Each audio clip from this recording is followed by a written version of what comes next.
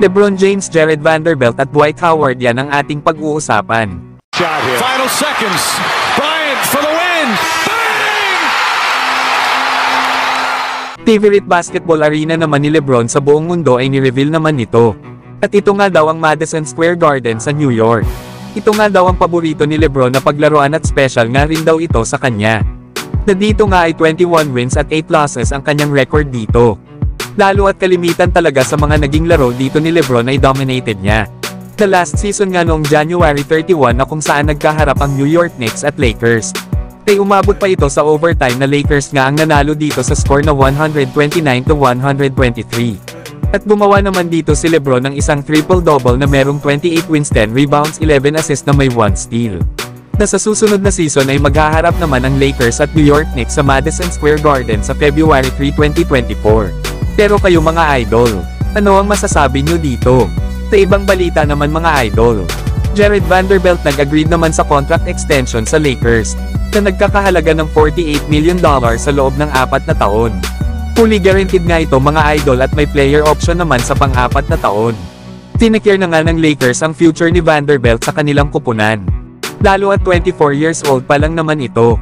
At isa talaga ito sa mga best defender ng Los Angeles Lakers. Na hindi man ito gaano maaasahan pagdating sa opensa ng kanilang kupunan. Ay patuloy naman si Vanderbilt na ini-improve pa ang kanyang offensive skills lalo na sa kanyang 3-point shooting. The last season nga ay nag-average ito ng 7.6 rebounds, 1 assist at 1 steal per game. Sa ngayon ay madami pa namang offensive weapon ang Lakers na kayang punan ang kakulangan ni Vanderbilt sa opensa. Basta ang importante sa Lakers ay nasecure nila ang long-term contract nito sa kanilang kupunan. Dahil sa ngayon mga idol sa NBA, bibihira na ang may size at body type na katulad ni Vanderbilt ang kayang pumigil sa katulad nila Ja Morant, Luka Doncic, Stephen Curry at iba pang superstars.